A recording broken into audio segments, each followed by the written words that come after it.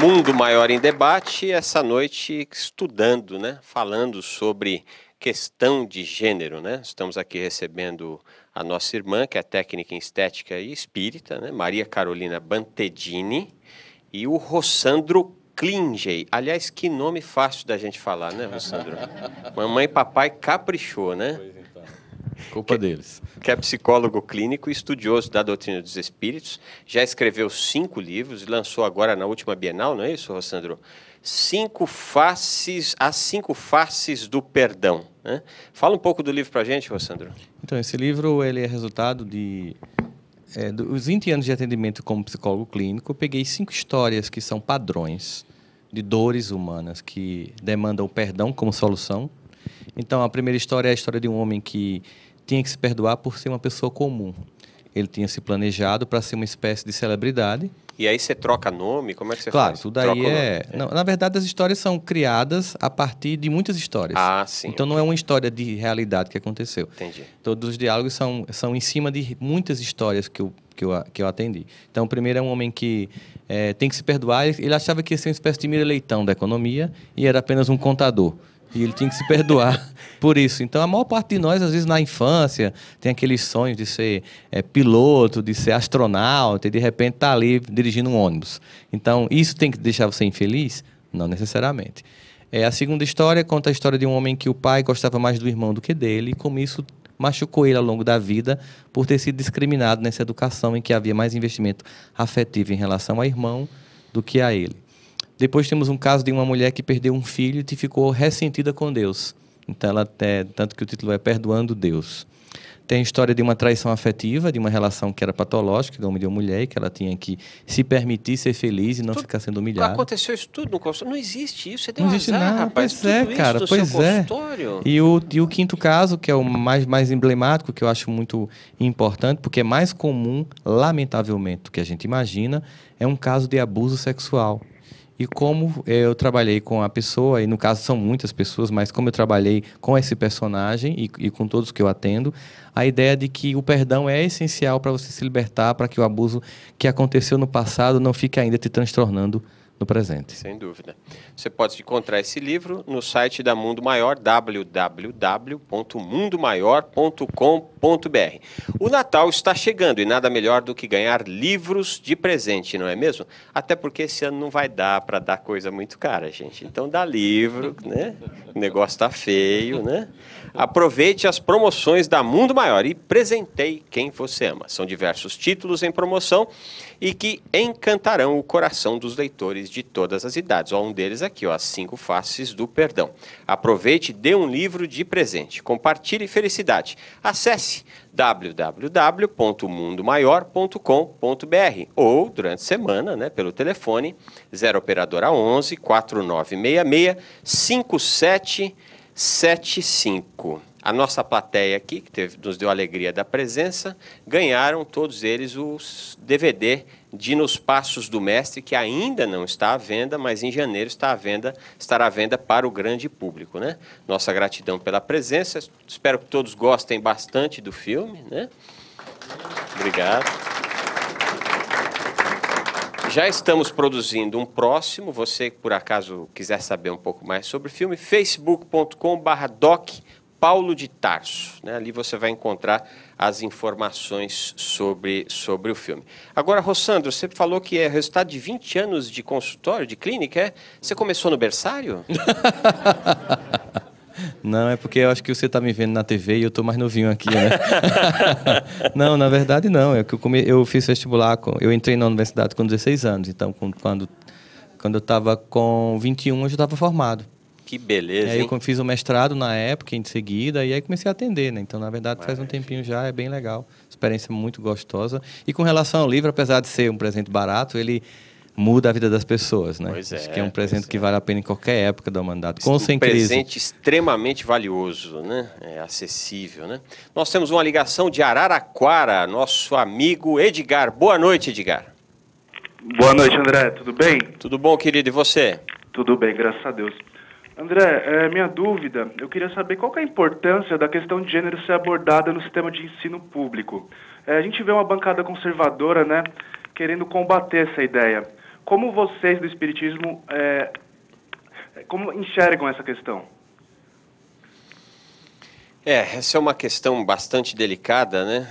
Teve lá a questão tudo começou com aquela kit gay, ou cartilha gay, é o nome que se deu àquele kit, né? E o Edgar está nos perguntando aí como é que nós entendemos que deve se dar esse debate no ambiente escolar. O que vocês acham? Rossandro? Na verdade, existe uma questão, assim, você tem um filho na escola e você tem uma visão de mundo, e você quer que essa sua visão de mundo seja respeitada. Mas existe uma outra pessoa que também tem um filho que tem uma visão de mundo.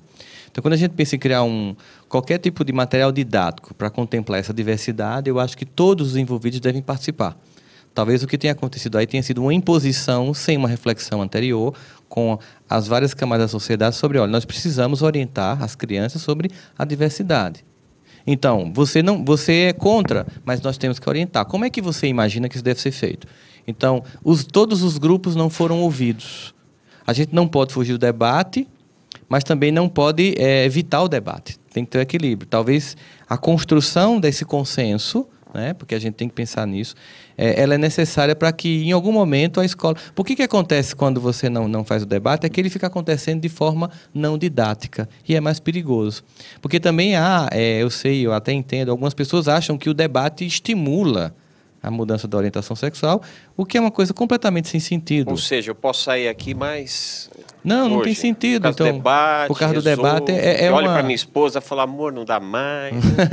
não tem sentido. Quer dizer, você acha que o debate... Imagina o seguinte, as pessoas pensam... Eu vou citar uma pesquisa para você ter uma ideia. Os pais pensam que os filhos não têm relação sexual, né? Até os 20 anos, eles acham que os filhos não têm relação sexual. E a maior parte dos jovens estão tendo. Então, fazer de conta que eles não estão tendo relações sexuais e não debater sobre preservação, preservativos, cuidados com doenças sexualmente transmissíveis, é um desserviço à família. Porque tem pais que acham que, ao abordar o tema com o filho ou com a filha, vai gerar um estímulo. E não é isso. Então, talvez o que tenha havido tenha sido uma imposição do kit, eu não sei nem se o nome deveria ser esse, mas desse material didático, que ele não passou por todos os grupos sociais para um debate mais amplo. Porque como se trata de uma escola que atende à diversidade da sociedade, na percepção cultural e religiosa, eu também tenho que entender que todos esses grupos de interesse têm que ser ouvidos, mas que o debate tem que ser colocado na ordem do dia, tem que ser trazido de forma didática, através de educadores. Eu acho que sim, em algum momento isso vai acontecer. Carol, em algum momento você recebeu algum tipo de orientação no ambiente escolar? Não, nunca. Absolutamente. Não, eu acho que é super importante, porque é uma fase onde está formando opiniões, né? Sim, mas teve algum professor assim que você sentiu que houve um acolhimento mais fraterno? Sim, sempre há, né? Sempre há. Dá para citar algum assim que você sentiu que dava uma atenção um pouquinho melhor, que era um pouco mais maduro e mais fraterno? Tive alguns. Bacana. Rossandro, por que essa cartilha, né, que foi apelidada de kit gay, né, era o material Escola Sem Homofobia, por que essa cartilha ela suscitou um debate tão intenso e tantas paixões, a tal ponto da presidente à época, a senhora Dilma Rousseff, ter proibido a cartilha, né? Eu acho que primeiro a gente tem que entender que existe no Congresso Nacional existem várias bancadas de interesse. Algumas são mais explícitas, outras não. Então, obviamente, que parte dessa bancada no Congresso que é contrária ou que acha que isso é um desvirtuamento da natureza humana, tal, ela se sentiu agredida ao imaginar que vai estar o filho lá na escola, e isso elas entenderam, talvez, eu não tive acesso exatamente à cartilha para entender, alguns trechos que me foram mostrados, assim, necessitaria de... Eu nunca acho que eu posso pegar um trecho e a partir dele meter opinião, precisaria ler tudo. Parecia uma propaganda, tipo assim, uma pregação ideológica a favor, né? E o objetivo, eu acho que não deve ser uma pregação ideológica a favor, como algumas pessoas possam imaginar. Acho que é um debate sobre o respeito e o entendimento de que existem crianças que desde cedo manifestam uma diferença de orientação, como aconteceu com Carol, e que essas crianças precisam ser entendidas e acolhidas pelos colegas, né, e pelos professores. Agora, para que essa cartilha ou qualquer material didático com essa temática, que vai ter que ser debatida, porque se eu não debato oficialmente, o debate é extraoficial. E é isso que eu queria que as pessoas entendessem. Toda vez que eu não crio material didático no consenso, com todas as expressões religiosas, para que a gente discuta a temática, toda vez que eu evito isso, o debate ele é feito extraoficialmente. Entre os meninos, entre as meninas, nos corredores, sem uma orientação. Então, aquilo que eu tento evitar, uma discussão mais séria, termina sendo uma discussão subterrânea mais perigosa. Porque aí vem muita desinformação, desconstrução, mais reforço de preconceito. Então, na medida em que eu me nego a essa discussão, eu reforço aquilo que eu estou querendo. Não é bom o resultado de não ter essa discussão para todos os envolvidos. Não só para as pessoas que necessitam ser aceitas, mas também para as pessoas que não querem aceitar. Todo mundo sai perdendo porque o debate vai continuar existindo, a discussão continua existindo, as redes sociais continuam pululando da temática, e no momento em que eu não tenho um conjunto de pessoas que pensam juntas, como pedagogos, psicólogos, inclusive pessoas das várias camadas de religiões da sociedade, a respeito desse tema, eu deixo ele solto. Essa é que é a verdade. Mas o grande problema é que parece que essas discussões, quando acontecem, as pessoas não se desarmam, né? Porque, sem dúvida nenhuma, o debate é o melhor caminho, mas será que os grupos religiosos estão preparados para esse debate? E, na contrapartida, será que os grupos LGBT, né, estão preparados também? Ou vai todo mundo armado e aí não sai nada desse embate? Eu vejo muito armado dos dois lados, né, Carol? Acho que a gente vê as pessoas vão sempre armadas, sempre assim, uns como se fossem inimigos que vão indo para uma trincheira. Né? Você está de um lado e eu estou do outro. Aquilo que eu falei anteriormente, a ideia de maniqueísmo.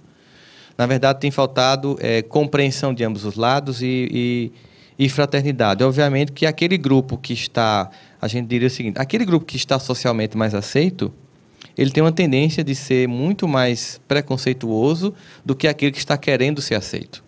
Então, aquele grupo que hegemonicamente já toma conta, que já está fazendo parte da cultura historicamente, ele tem uma tendência de negar a vinda de um outro grupo que questione esses valores. Então, e usa-se todas as formas de poder para tentar impedir esse debate. A gente é só lembrar a atitude do Sinédrio com relação a Jesus. Sim. E é o grupo daqueles que inicialmente estavam questionando aquele mundo farisaico que havia à época. A pureza doutrinária mosaica. Exatamente. Então, você se pega muito mais as formas de você viver se é uma expressão de fé do que as transformações morais.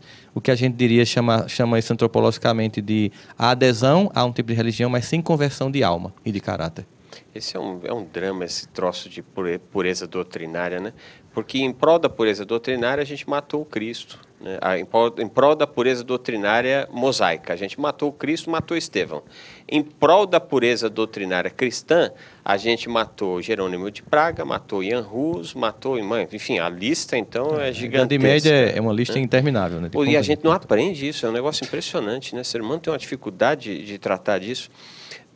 Carol, como é que você ia para a escola? Era um ambiente agradável de ir? Como é que era? Vou para a escola, que gostoso, tal. Era muito ruim. Por quê? Sofria muito bullying, né? Eu era muito afeminada. Quer dizer, era quase que um sacrifício. Horrível. Frequentar o grupo escolar. Sim, muito ruim. Não se sentia acolhido. Acho que hoje está bem diferente. Você tem essa ideia de que hoje está bem diferente? Sim, eu tenho certeza. Eu voltei a estudar esse ano, então está muito diferente. Bacana. E aí é complicado, porque a pessoa muitas vezes não é aceita no ambiente familiar, também não é aceita no grupo escolar, e aí vai ser aceito aonde, né? Nos guetos. Nos guetos. E aí começam os problemas. Droga, prostituição e assim sucessivamente. Violência, A exclusão, Carol, existe um dos temas que são muito discutidos entre este acalorado debate, são alguns grupos que defendem que é uma bobagem as pessoas serem qualificadas de menino e menina na infância, né? Chegam a dizer até alguns que isso é uma violência. Você acha que qualificar crianças com identidade masculina e feminina é um erro? Porque esse grupo diz o seguinte, ele diz assim, até cheguei a ver alguns testemunhais, né, de que há quase que uma doutrinação para a criança, para dizer assim, quem disse que você é menino? Quem disse que você é menina? Você é aquilo que você queira ser. Né?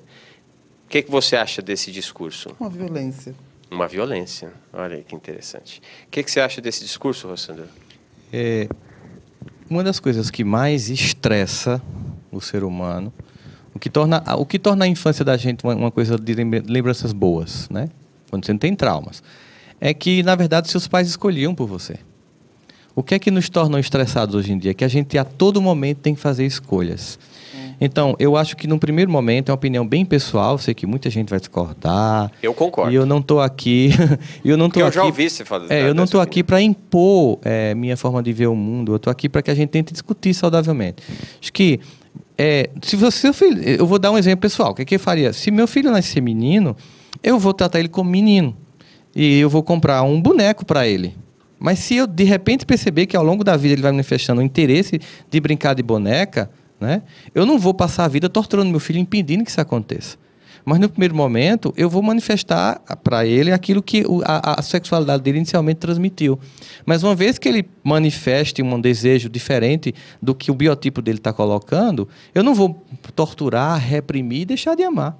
Agora, num primeiro momento, eu que faço a escolha. Eu que escolho a escola, eu que escolho a hora de dormir, eu que escolho o que é que come. Depois, na medida em que a pessoa vai crescendo, ela vai manifestando o que ela quer. Então, na medida em que a criança vai crescendo, ela vai naturalmente, como Carol fez, a todo custo, né, indo contra tudo e contra todos, mas ela terminou indo e se tornando a pessoa que ela queria ser. Então, no momento em que você percebe que o indivíduo quer por exemplo, o meu filho quer torcer por um time diferente do meu, eu vou torturar ele? Não, mas qual é a camisa que eu vou dar quando ele nascer?